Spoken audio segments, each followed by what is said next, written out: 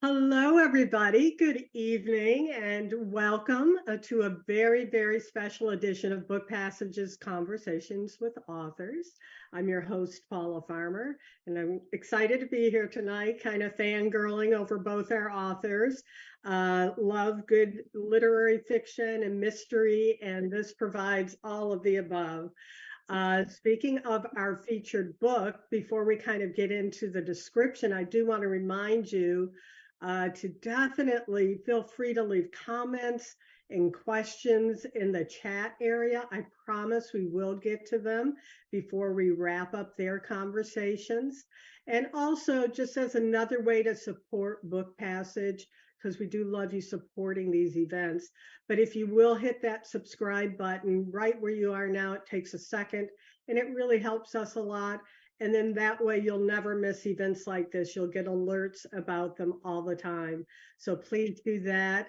And as I say, actively participate by putting your comments and your questions in the chat. This is a book, our featured book is called Darkly Comic, Tautly Paced, and full of surprises. My Murder is a devour-in-one-sitting, page-turning, clever twist on the classic thriller. If you are a fan of thrillers, of mysteries, of literary fiction, this book has you covered. Fantastic for the summer. Katie Williams is the author of the novel Tell the Machine Goodnight, which was a finalist for the Kirkus Prize and Young Adult Novels, The Space Between Trees, and Absent. Her short fiction has appeared in The Atlantic, American Short Fiction, Prairie Schooner, and elsewhere. She is an assistant professor at Emerson College in Boston, of course. And joining her, we're very honored to have and very grateful for her being the conversation partner and moderator of this event, Flynn Berry. Flynn Berry is not only a favorite author of Book Passage, she is the New York Times best-selling author of the novels Northern Spy, Aretha's Book Club pick, A Double Life, a New York Times Book Review Editor's Choice, and Under the Harrow, which won the Edgar Award for Best First Novel and was named a Best Book of the Year by the Washington Post and the Atlantic. With that, I am going to give it to Flynn's very capable hands. Thank you both for joining us. Thank you, Paula. And before we jump in, Katie, I just wanted to say congratulations because not only did your book come out today, you also this morning got an absolute rave in the New York Times Book Review by Dan Shawn. He described your book as one of those rare, emotionally intelligent books that are also fun reads, and it even manages to perform 2 or 3 plot turns that are so masterly that they would make Ira Levin blush. It's a book that's going to keep readers turning pages late into the night. And the whole review, I could have read any section of that review, and it's all glowing and really thoughtful and delightful. So I just wanted to say congratulations. Thank you, Flynn, and thanks so much for being here with me tonight. I am a huge, longtime fan of your fiction, and so it's a thrill to be in conversation with you. Me too. And I have so many questions for you, but I know that readers have not probably read the book yet because it came out today. So I was wondering if you want to start us off by reading a passage from the novel. Yeah, I would love to. I have about a 6-7 minute passage picked out. It's from the second chapter. And so I think all you need to know is that my main character, Louise, called Lou in the book, has been murdered by a serial killer and then brought back through a cloning procedure. And she has been at home getting her feet under her. And in the second chapter, she goes with her husband to a party. It's a birthday party for one of his work colleagues. And she gets asked by this group of kind of tipsy party goers about her cloning. And so she decides to tell them, and I'll just start with her dialogue. The first thing I remember was a rushing in my ears that I thought was water. The party goers looked around at each other, then back at me. Water, one of them repeated faintly. Now, what waters these were, I didn't know. My own blood, the kitchen sink, waters in the ocean of being and unbeing. As it turned out, they weren't waters at all. As it turned out, it wasn't the sound of water I'd heard, but the sound of my skin against my skin, my palms rubbing against the tops of my thighs. And that's when I discovered I had palms and had thighs. Here, they laughed. It was a funny thing, I suppose, to have a body. Or maybe it was a funny thing for me to have this body, the arm of which Travis's girlfriend was still touching, maybe elated, maybe disappointed, maybe both, that it felt like nothing other than a regular arm. When I opened my eyes, I went on. I was sure I was underwater all over again. Everything was either a blur or a smudge or a blur, and I thought, someone has come along and mushed the world all up. But then I blinked, and I realized it was my tears, just my tears that were making the world into a great big mush.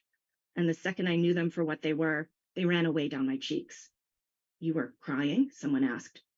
Only technically. The doctors had loaded my eyes with fluids to keep the membranes wet. When I blinked, everything came into focus. What did you see? My husband and my child? Now Silas was crying.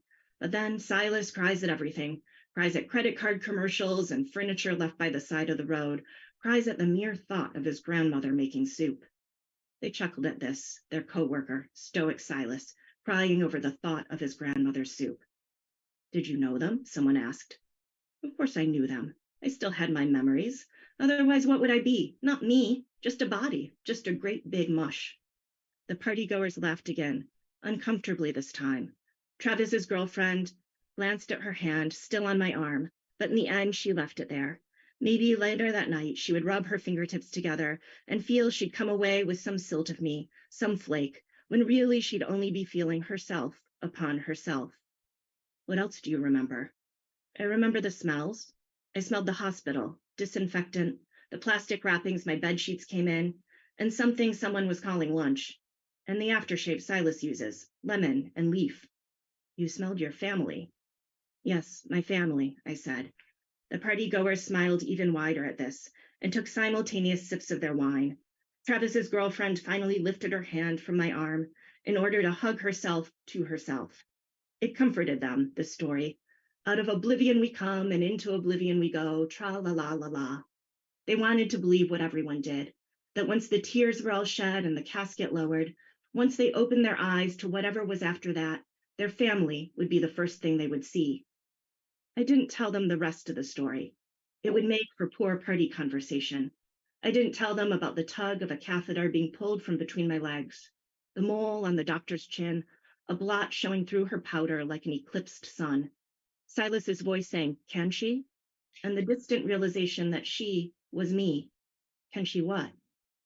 I didn't tell them about the pain, not transparent and glass-tipped like you'd think pain would be, but itchy and formless and unbandageable, like a badly burnt tongue, like the hole in your mouth where your tongue used to root. I didn't tell them about the indignity of waking to find a team of doctors peering at and discussing, both in great detail and at great remove, the precise shape of my vulva. And I didn't tell them about the time I didn't like to think about, when Gert had come to my hospital room, along with some fellow from the Replication Commission who kept adjusting the sleeves of his suit like he didn't want anyone to glimpse his wrists. They'd sat in chairs alongside my bed, and Gert had told me that I both was and was not the woman I believed myself to be.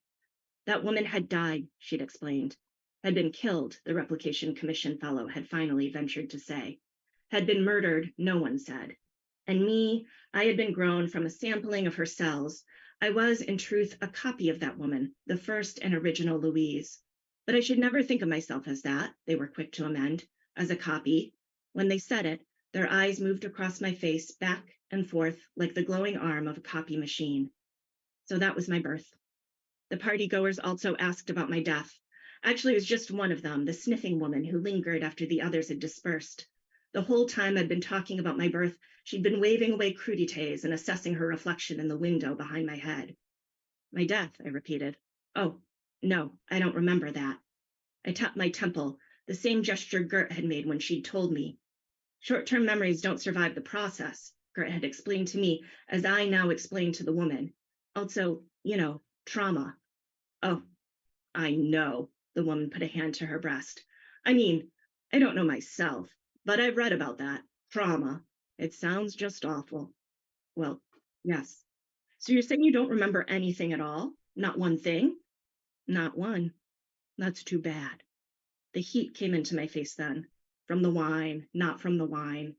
It's too bad I don't remember my own murder, I said, but she didn't seem to hear how my voice had changed. I mean, aren't you curious? I'd be curious. Curious? No, I've been told what happened. You have? She leaned forward eagerly, the wine in her glass swirling to its golden rim, frothing to hear it. I don't know. I try to be good and nice and good, but sometimes something comes over me. He told the detectives that he'd staked out my running route, I said to her. He said that he'd followed me for days, that he'd made notes about me in a small notebook reserved specifically for this purpose. How frightening, the woman said. He said he was waiting in the trees, that he'd memorized the sound of my sneakers, that after I ran past, he stepped out onto the path behind me, grabbed me by the ponytail and twisted it around his hand. How awful, she said. He told them this was perfect. Perfect for him, I mean, because the motion yanked me back and exposed my throat so he could slit it. How terrible, she said. He told them it was quick and painless, she whispered. Painless? I looked at her. Why would it be painless? No, a slit throat would be painful. He had to cut through my skin, my tissue, my trachea, and then I was breathing my own blood. Can you imagine how that would feel? Trying to breathe your own blood? She put a hand to her throat. Well, and you know the rest, I went on. You've read the articles, seen the news reports, so you know he left me for dead. But I wasn't. Not yet. Somehow I ran, or probably I crawled through the trees. They found me 3 days later in a rain ditch. I was trying to get to the road, they think, to flag down a car. But I didn't make it. Instead, I died. But I don't remember any of that, I finished. Like you said, too bad. Thank you. Um, so while you were reading that, there's so many questions, and I'm going to be really careful not to spoil the huge twists that are in this novel because there's some really corkers of plot twists. I was wondering, so you have a character, Lou, who's trying to solve her own murder because she's been cloned and brought back to life after her murder. I was wondering which part came first, the sort of classic thriller storyline or the idea of the victims being cloned and brought back? Ooh, that's a great question. And now I'm trying to think back and remember what came first. I mean, I did have the ending from the beginning. And I know that's, do you have your endings from your beginning, from when you start? No, I wish I would save a lot of agony. I don't usually. I do not usually have to arrive at them, but yeah, this time I did. Yeah, also trying. So I did have that part of the mystery plot line for sure. And I do like to start with thinking of character and plot as one thing. I try to trick my brain into doing that. So it usually starts with me for a person in a situation. And so it was, someone, coming back as a clone and feeling like they were like the second wife or this interloper in their own family, and what that would feel like. Yeah, it's interesting that you say the second wife because there is sort of this like Rebecca by Daphne du Maurier storyline where she's in this woman's life and she's living with her husband and she's in the whole sort of domestic sphere, which is so eerie and so unsettling and so beautifully done. Were there any other sort of Gothic books or thriller books that you were studying while you were writing or that inspired parts of the book? Yeah, I mean, I love that you said Rebecca because that was a major influence for me. Also, Otto Preminger's film Laura from the 1940s. I don't know if you know. I don't know if you know that was one of my dad's favorites, and he showed it to me when I was a kid. And it's a murder mystery where a woman is kind of solving her own murder in a way. Yeah, and then I thought a lot about Kazuo Ishiguro's Never Let Me Go, and how just human he made his clone characters feel, which they should, right? But that's a lot of the emotional exploration or experience in that novel. And then Ted Chiang's story, The Story of Your Life novella story that was adapted into the movie, what's it called? The Arrival title, right? Yeah. Those were some of the books I was thinking about. Oh, one more. Liz Moore's Long Bright River was another one that was very helpful to me as I actually studied her structure as I wrote. And did you feel at all like hesitant or nervous about how it would be received because you were writing about something that's not in the here and now, or did you just sort of go with your instinct for the plot? Yeah, I mean, I was really concerned that my characters would feel like simulacra of humans, that they wouldn't feel like real people. And so I spent a long time with the characters before I even could really get the plot into motion, just to make sure I had them down. I mean, I did things like in the opening chapter, Lou, my main character, the opening chapter used to be chapter 3 for those who have read the book, which is in the support group. And I took it back a bit because I wanted to just really be with my main character and have her do something that I was very familiar to me, which is we have a very slow drain in our bathtub. And so, I'm constantly having to fish down and try to get hair out of it.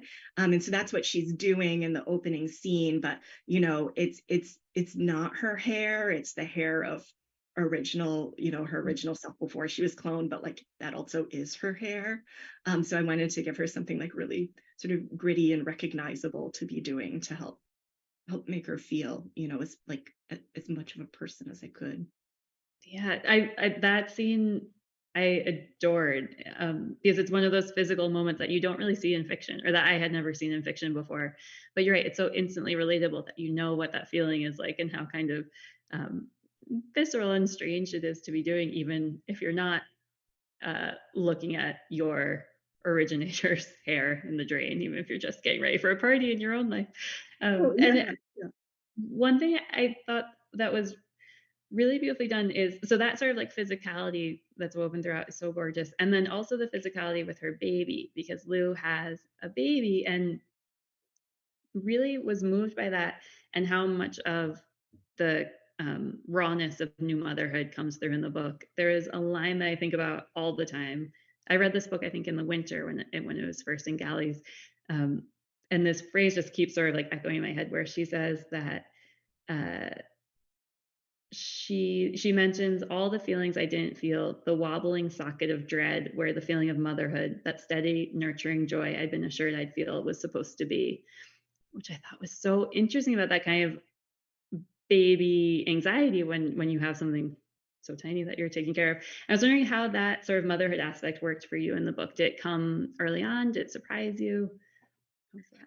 Yeah, the book, I mean, it really, as I wrote, it became so much about Lou's body and the body, and this baby that has come from her body, but also not, because she's the second Lou, she's the clone. And so yeah, I was the motherhood aspect. I mean, I don't have children, and so that was one where was also had a lot of concern about making it feel credible, making it feel believable, and had wonderful, generous friends, reader friends who do have children, who helped and gave me some very honest notes. And Mm. a lot of the notes were around um, that kind of anxiety of caring for this small, sort of fragile um, fragile body and life.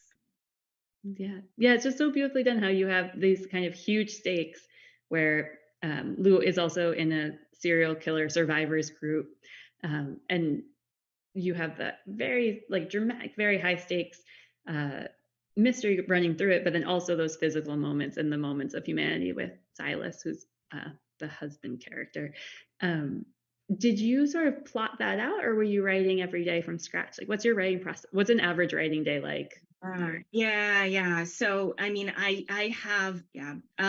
I can't write 4 hours, which is what I was told was like the golden standard of what to do each day at different points during my education. I can go for about 2. And I don't write every day because I have other days I need to do other things, and I feel like it can be helpful even to step away from the work a little bit. I just know I'll come back to it. It's okay. Um, and as far as plotting things out, I mean, I think I told you I did have the ending. I like to have something I'm writing toward, and sometimes it changes as I write, and that falls away, and it has to be something else. For this, the ending did stay what I envisioned it being from the beginning. But otherwise, a pantser, gardener, whatever terminology you prefer. My colleague Julie Glass says writing into the dark. Mm. And so I kind of feel my way forward with the characters, and I can't really know them fully until I write them. And so I'll write them forward, and sometimes it feels like, oh, I've headed in the wrong direction, and I'll have to back up and try, a different way that will feel right or authentic to me. Are you a plotter, a pantser? Are you a I usually end up spending about a year writing an entire novel, and then I print it out and sit down and read it and realize it's the wrong novel, and that the actual novel is like somewhere right here adjacent to it, and then start from scratch.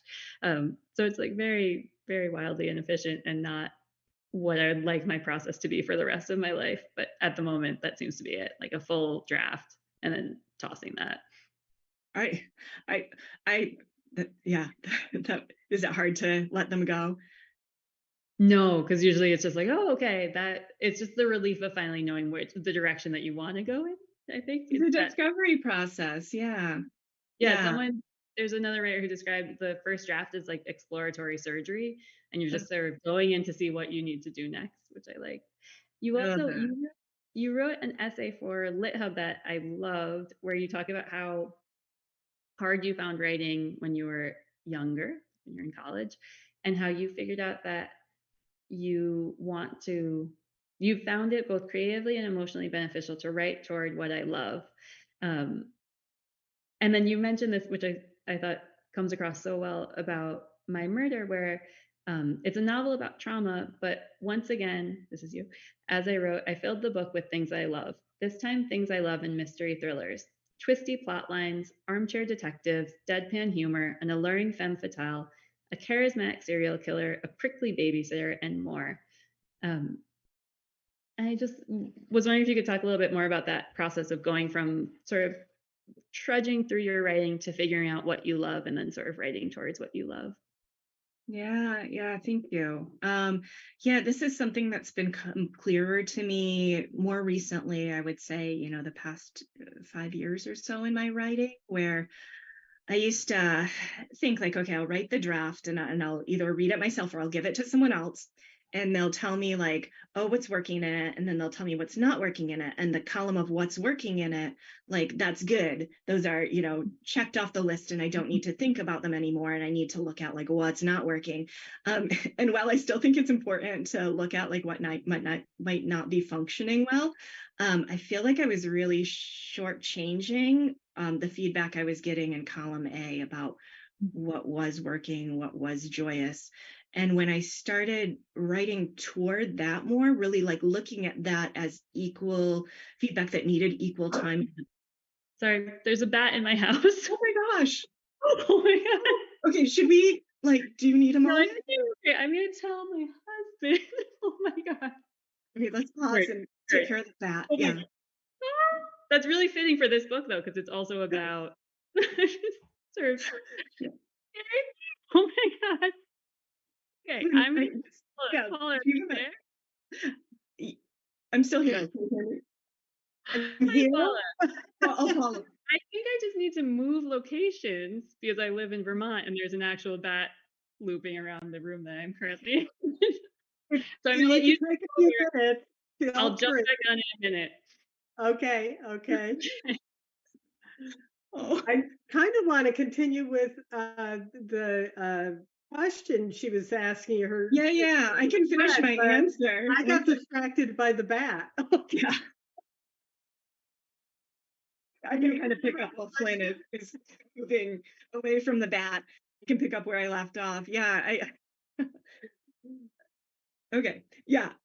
So I realized when I wrote toward what I loved and what was working, and when I considered that valid feedback to work with in a draft, those parts of the story became larger parts of the story, and they told me sort of what shape the story could be, and they opened up new opportunities for me. And then a lot of what maybe wasn't functioning just kind of fell away. And so, and it was also just a kinder process. Like I was more excited to nurture those parts of the story, and and to make them sort of grow into more of what the story or novel was. So yeah, that's what that Lit Hub essay was about. Well, And I always like when a writer, and specifically of this genre, can also incorporate some humor. Um, yeah, I mean, was that something you knew you wanted or were planning on, or did it just kind of organically lend itself to the story? yeah, I'm laughing because, I was kind of I was kind of surprised when people kept describing it as comedic or funny, which has happened a number of times now because I was not trying to do that, and I'm delighted that it comes through and that it feels tonally appropriate. Um, I mean, I do love fiction. There's a great essay by Rebecca Curtis about George Saunders fiction where she talks about how art, she's paraphrasing Chekhov, I believe, how art that can have, great sadness and great humor in it at the same time.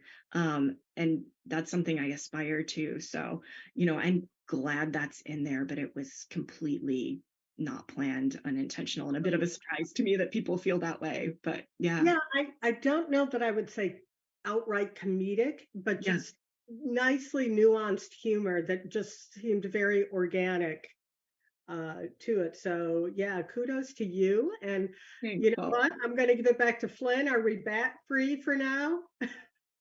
The bat has flown out of the room. Could you see it in the background? yes, yes, absolutely. It was diving behind you. Yeah. Uh, I'm very sorry. That's very distracting and No. unexpected. Um, it ties in. I'm glad you asked about the humor, Paula. The other aspect I wanted to talk about emotionally is the kind of fear and dread in it. There's a lot in it that's really, really like stomach twisting, like what you read, where the description of how Edward Early, or how the killer in the novel, will grab the victims while they're jogging. Oh yeah. I was just wondering, like, as you were writing that, was it sort of invading your own life? Like, was it getting sort of distracting for you while you were jogging, or did you have to sort of manage your fear around that? Yeah, I do jog, and it, it's a strange thing where I don't know if other runners will have had the same experience where people feel like they can shout things at you when you're running. There's this scene in the book where Lou is running and someone starts, like, this man in a suit just drops his briefcase and starts running behind her to kind of mock her, but it's also like kind of scary. I had that happen to me, so some of these experiences were drawn from real life. Was I scared while I was writing it? No, no, I wasn't. But, you know, um, one of the sort of source materials for this book was, there were a couple high profile murders when I was in my town when I was probably 11 or 12. And one of them was, Lynn, are you still there? I feel like I have frozen or you have frozen, perhaps. Oh, did I freeze? I froze. Just for a second, yeah. So you were saying source material for the novel, and then it froze out. Yeah, yeah. So when I was around 11 or 12 years old, there were a couple high profile murders in the area where I lived in Michigan. And one of them was reported to have taken place in a shower, like the movie Psycho. And for years, I was terrified to shower, to Mhm. the point where I bought like clear shower curtains. I would bring kitchen knives into the bathroom with me. I bring the family cat into the bathroom with me as like an early warning system. And that fear, I've grown out of that fear somehow. I'm not sure why, but the fearful or elements of dread in the story a lot of them were drawn from my own feelings of fear, but it didn't make me afraid while I was writing it. I guess I maybe kind of grew past them and then was able to write Mm. about them. That's so interesting that you would bring the cat in. You forgot. And then, so did you feel like, was it cathartic to write through it?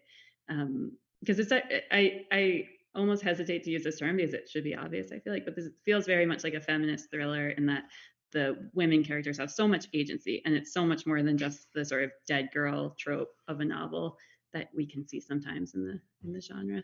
Um, so was that sort of catharsis part of the writing process for you as well?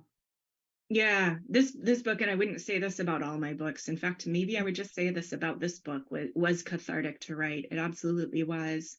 And my sort of seed idea, the core idea was, I love these murder mysteries. I am a fan of Mhm. them, but like you say, there's often a dead woman in the center of them, and she is just basically this object that everyone is just sort of buzzing around and trying to solve what happened to her. And I wanted to give her agency in her own story, and bring her back. And the book became about agency and female agency in a lot of different ways. As I wrote it, it kind of grew in that way. That wasn't something I planned or anticipated. Um, Yeah. Yeah, that makes sense. And then while you were writing it, did you also do any research into cloning and how sort of far or close we are to what's actually being described in the novel? no, I hate to admit this, and students, if there are students on the Zoom, don't listen to me. I am like not I am not a meticulous researcher. I will look things up as I go. I want them to feel emotionally credible. I imagine if cloning scientists read this book, they might have some like credibility issues with it. I don't know. Maybe they wouldn't. Maybe they wouldn't. But I didn't do a ton of research into cloning, to be just very honest. Are you a researcher? Do you research? I sort of feel the same way. I feel like the point of fiction is sort of like you're having a dream, you're dreaming, and your job as a fiction writer is to give someone a dream that feels interesting, compelling, and fascinating. And it's not necessarily something that has to be realistic beyond that, beyond the kind of truthful aspect of the emotions it can evoke. Yeah, that's why I always say it has to feel emotionally true. And I guess I've come to that in part because I write, fabulist and futurist fiction. So some of the Mhm. things like just couldn't happen in my stories. And so they have to like feel like they could. Yeah. And you just mentioned your students. Is there anything that you've learned from teaching writing as your day job for this novel in particular? Oh, for this novel in particular, yeah, or in general. Yeah, I mean, I learned so much from my students. It's such an honor to teach them. They inspire me every week, every day. For this novel in particular, I've been teaching. I teach in the popular fiction MFA program at Emerson, as well as the In Boston program. But the pop fic students have taught me so much about plotting and page turning. They've been a great, like reading their projects, which are terrific, and being in conversation with them in workshop. They've really helped me punch up that aspect of my writing. That makes sense too. That it would be a kind of reciprocal process where you're imparting everything you've learned in your decades of writing, but you're also absorbing so much from these students. Um, Yeah, there's this pedagogical image of, well, there's like the mug jug teaching image where like the teacher has all the full pitcher of knowledge and is pouring the water into the empty glass. And I don't really believe in that. The other counter image is running up a hill together. And the teacher is maybe a little bit farther up the hill, but the students are there too. When you know, you're calling back and forth to each other and encouraging each other along. so lovely. And then, did you do any sort of workshopping of the novel, or did you have early readers? And how did you revise the book from your first draft?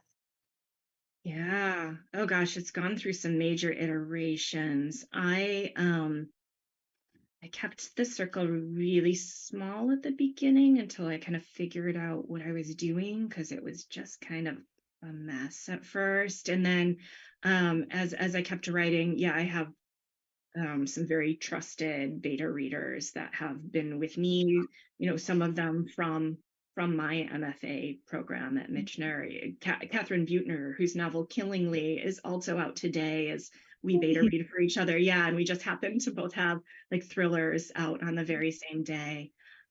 Yeah, yeah. So close circle of, yeah, if students are on the Zoom, like keep your MFA reader friends close. They will stay with you through the years, and it will be a tremendous joy. Um, yeah. Yeah. And I know that we have questions from the audience, but before we do that, I was wondering if you could read the first sentence, or even if you're up for it, the first paragraph, and then kind of tell us the story behind that. Oh, sure. Okay. Of the whole book. Yeah, I just really so I used to my day job used to be facilitating book clubs, and whenever we had an author on, it was so interesting to hear the first sentence and the last sentence in their own voices. You can't read the last sentence because it would Yeah. spoil the truth, but I would love to hear that from you. Yeah. Yeah. I'll do the first paragraph. Okay. Chapter 1. I was supposed to be getting dressed for the party, the first since my murder. Instead, I was messing around with the shower drain, which was running at a creep, leaving the inside of the tub scaled with soap and peppered with dirt. So I wasn't dressed, not a shoe, not an earring, not a panty. I was naked, in fact, and crouched in the tub, sending an unwound hanger down the drain after a wad of another woman's hair. That's so thank you. It is Yeah. something about hearing the cadence with the person who wrote it. Just it feels like it gives more meaning to the sentences, especially in the beginning of the novel. And then shortly after that, you have the character of Silas who comes in, who's the husband character. And I was wondering how it felt to write him. I don't think this is a spoiler, but because she's moving back in with him, as a reader, you're kind of suspicious of the man in the house, right? I was wondering how you were playing with his character and how he was working for you. Yeah. His character took me a little longer to find. I wanted to play with that suspicion for sure. And I wanted to play, like, I guess it plays both with it and against it, that he is, I think, he's a pretty kind and caring husband. So maybe that makes you feel less suspicious of him, or I guess depending on your the way you see the world, maybe it makes you more suspicious of him. I'm not sure. Yeah, but as we're talking now too, it's interesting because I think I was playing with him a lot in his relational role as her husband, and we so often see the reverse of that, right, where we have Mhm. the wife as the caretaker, help me in the relational role to the male hero. So Yeah. um, no. Yeah, definitely. Lou is definitely foregrounded in a way that's really satisfying.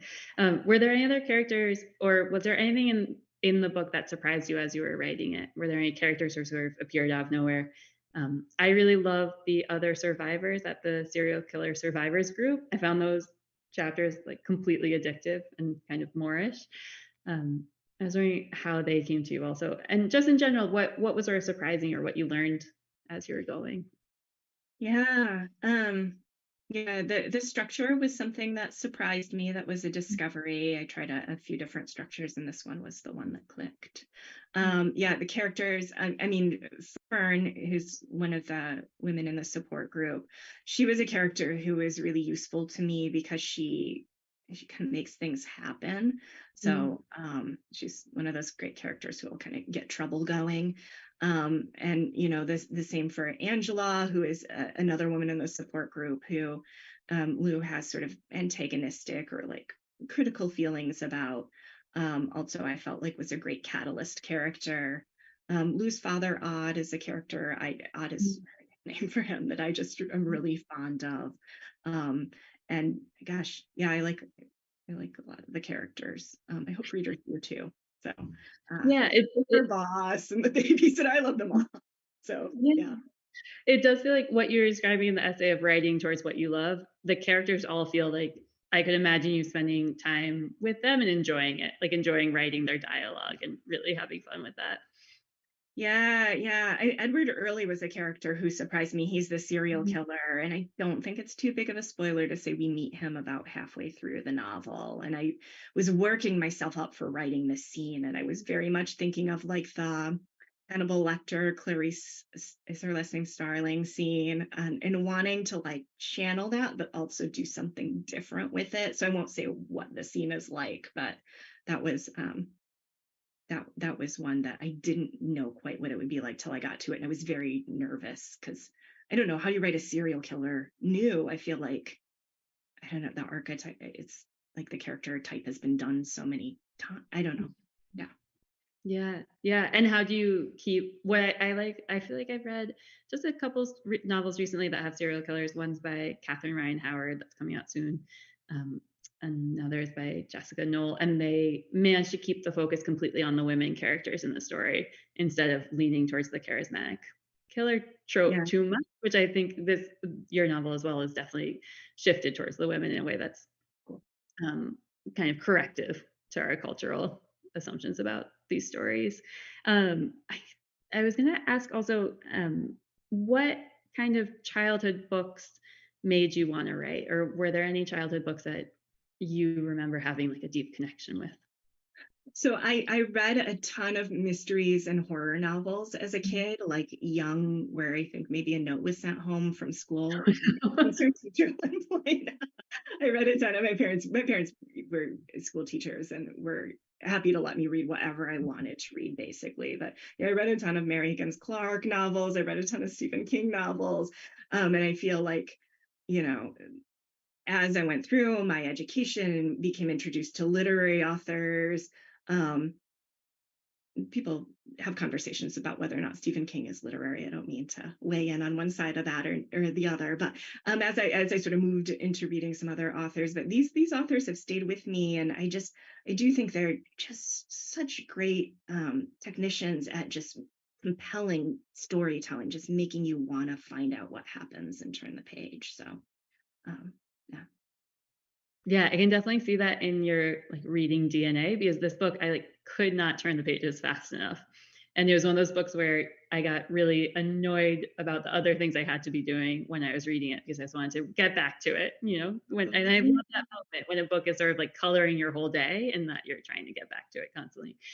Yeah, well, Northern Spy did the same for me for sure. Do you have a feeling when you're writing like that page turn quality of prose and writing that it's happening for you, or does it come I feel clear? like it's funny that when I was reading the essay that you wrote about writing towards what you love, it seems like for me, I could write until the cows come home, like descriptions of someone swimming or trees or um, what people are eating, and then so that it's funny because the writing process always feels like very slow and very kind of measured, and so it then in the editing process, I think is when I sort of figure out how to actually pace it out. That's interesting because your novels are also objects of beauty, like they're so aesthetically pleasurable. Yeah. Thank you. And I think we have questions from the audience, but before we jump in, my last question was just, what are you working on now? And do you have another book that's in the pipeline? I do, yeah, and I'm talking about it for better or for worse. It kind of ties into some of the things we were talking about earlier. Yeah, it's like a comedic horror thriller genre blend, and it's about a middle-aged scream queen. She was a horror movie actress who has not worked in many, many years, and there start to be murders where the killer is imitating scenes from her famous horror movies, and she gets kind of pulled back into the limelight through these murders. So. Sounds so good. I can't wait to read it. Thank you. And Paula, did you want to ask the questions? Yeah, we do have a few questions from the audience, and then of course I always have a couple myself, if you'll indulge me. But and I'm just going to unabashedly be reading them. Some are coming through the chat, and Zach's giving them to me on my phone, so I'm not trying to multitask.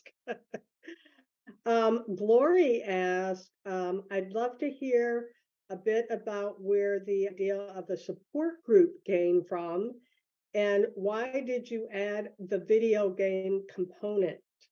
That was fascinating. Yeah. Thanks for that question, Glory. Yeah, the support group, they came in very early. First meeting of them was it used to be chapter 1. And well, on a technical level, I wanted people for Lou to talk with. And it was helpful for me too to have people who understood her experience because they'd had a similar experience themselves. And then it became helpful for me to sort of look at and explore the different ways each of the women is reacting to what has happened to her. And they each have like pretty different reactions to and ways of working through both, the violence that's happened to them and also what it is like to now be in these new bodies that in their old lives. And to have they have a sort of strange fame that comes from like the true crime coverage of their murders. And then the video game, oh gosh. Yeah, there's a sort of virtual reality game that is based on the women's murders that starts to become a sensation and people are playing it. I can't remember how exactly that idea came to me. I am fascinated with games as an art form that people are participating in and like complicit in the playing of. I love the video games by Fumito Ueda, Shadow of the Colossus, Ico, and he talks about how he designs his games so that you as the player are like having to take on the moral weight of what you do as you play. And I've always thought that's so interesting. So I wanted to explore that myself in my form of art, which is fiction. Yes, and I'm actually having, something's going on with my videos, so sorry, but I do have audio, and we have another question from the audience. What are your thoughts on people describing the book as a critique on the commercialization of true crime treatment? Yeah, that's an interesting question. I mean, I am a fan of, you know, mystery thrillers, murder mysteries. I've seen all the series. I read a lot of the books. Um, I I enjoy them as works of entertainment and art. I especially love the like challenge of sort of figuring out a mystery that a writer extends to readers when they write a mystery. At the same time, like I feel a little uncomfortable with some of the ways these stories are told, and so you know, I just wanted to dig into, I guess, my own fandom and then that feeling of discomfort. And as far as a critique, I mean, I start with questions, and if I'm doing my job well, I arrive at more questions. So I don't want to present like an answer or like a, you know, firm opinion on anything. I just want to explore more and bring up ideas. Yeah, yeah. And then I have a question. I would have put it to both of you, but I feel like Katie, you already answered it because Flynn is such a good interviewer. She asked it. But I am curious for Flynn to answer as well. Like, are there particular other writers or even other artists in different mediums that influence you personally and then also your writing? Yeah, I feel like that's such a hard question to answer because it's infinite. It's, you know, whatever you're reading at that moment, um, including things like travel magazine articles or food magazine articles. I think my favorite novels are often ones like Katie's, where it's very character driven, but there's also some sort of psychological suspense element to it. One of my favorite novels of all time is one called Alice Always by Harriet Lane, which is about a um, sub editor at a London newspaper who becomes kind of embroiled with this family after a fatal car accident.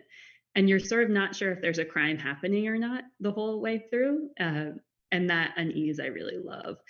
And in general, I just feel like it's, you know, there are so many books that I want to be reading. I have two tiny children, and so I'm always sort of like bringing a book to a playground and like wondering if there will be a moment at the playground in which to read the novel. Right now, I'm really excited about Tessa Hadley's new short story collection that's coming out.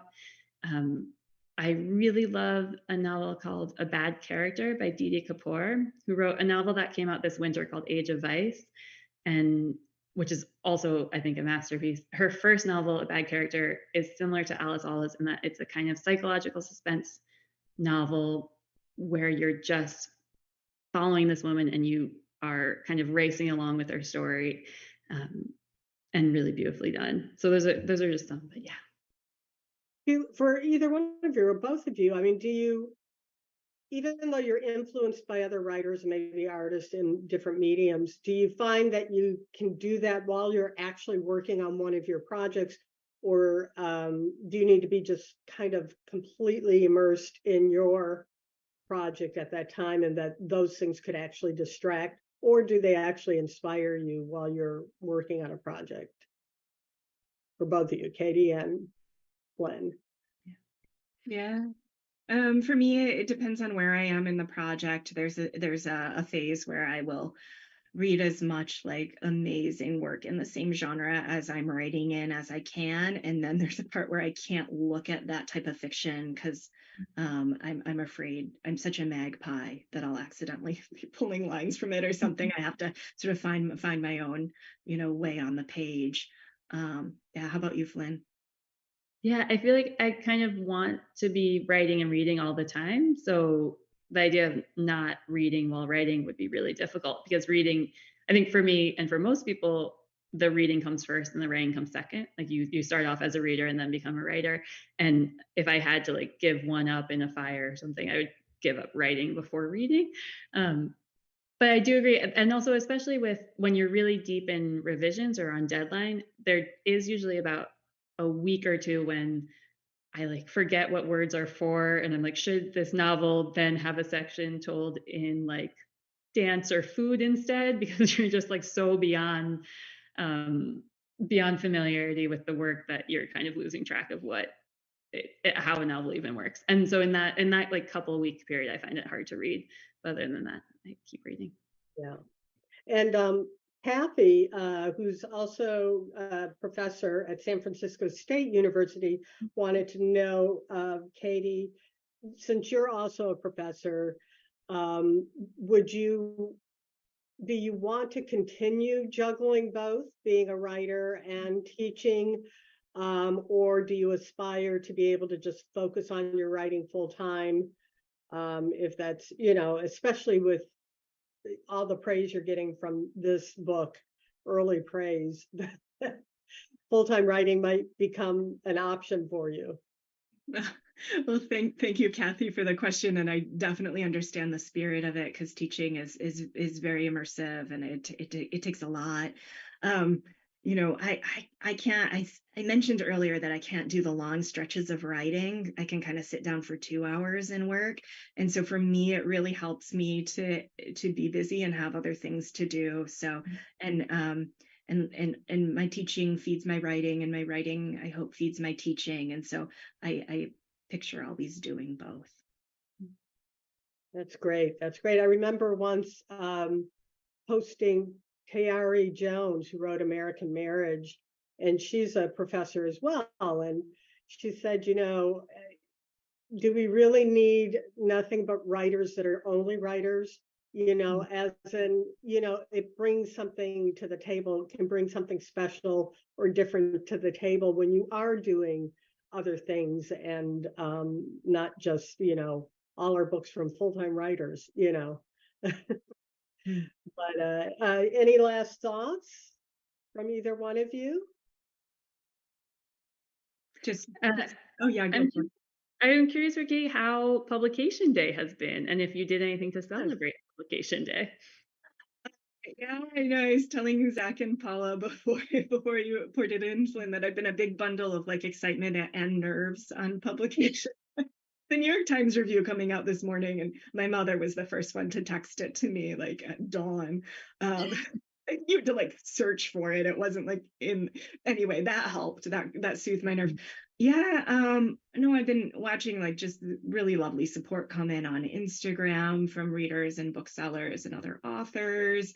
Authors like you and Megan Abbott and Ashley Audrain have been, and Paul Hawkins and AJ Finn have been so supportive of the book, and it's really wonderful. And then yeah, I did go out in the middle of the day and I got a London Fog and a Queen Amman. So I got a warm drink and a pastry, and I've just been super amped. My husband keeps saying, "Have you done your yoga yet?" I'm like, "No, I'm drinking more caffeine." I should maybe do your yoga. Anyway, how are you on pub day? Um, it's it's always really really nerve wracking. Yeah, it feels like all of a sudden you're the most vulnerable you've ever been or will ever be. I think. I know there's another writer who also described it as publication day as like the calm before the calm because there's not usually like a huge all day event. So you're also still kind of just going about daily life and having this huge thing going on in the background. Yeah. No, the loudest, quietest day, I think I've sometimes described it as. Yeah. Well, I mean, thank you so much for sharing your pub day with us. It's always like super special when we get authors on their pub day. I'm sorry, we should have brought some bubbly. Uh, Yeah. we've all been, and we have had that. We have had, we've never had a bat before, but we have had an author who unabashedly on East Coast time had her day. So it's absolutely fine. So kind of picture us with us raising a glass to you. Congratulations on the great review from the Times. And even more important, we've got Book Passage booksellers, and I'm sure many, many other booksellers across the country that are very excited about this book. They're the frontliners that are going to be selling your book and telling other people about it. So yay for that. I also want to remind our audience that we have plenty of this new book, My Murder, and we have first editions and signed book plates.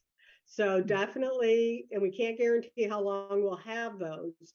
So take advantage, either order now online, just hit that click and you can go directly to order online, or you can give either of our stores, San Francisco, Corte Madera, a call or come into the stores, and we'd love to take care of all your murder needs. But definitely support this new book. You won't regret it. It is truly a wonderful, it's a very sophisticated page turner. And any of Flynn's books, we just really encourage you to go ahead and go and get and support them. But what an opportunity to get a first edition signed book from Katie Williams. So thank you so much, both of you. This has been so special. Thank you to our audience for your great questions and for just participating and supporting Book Passage. This will be in our archives, so definitely feel free to tell people if they missed it to come back on. Thank you so much. Thank you, Paula. Thank you, Paula. Thanks, Flynn.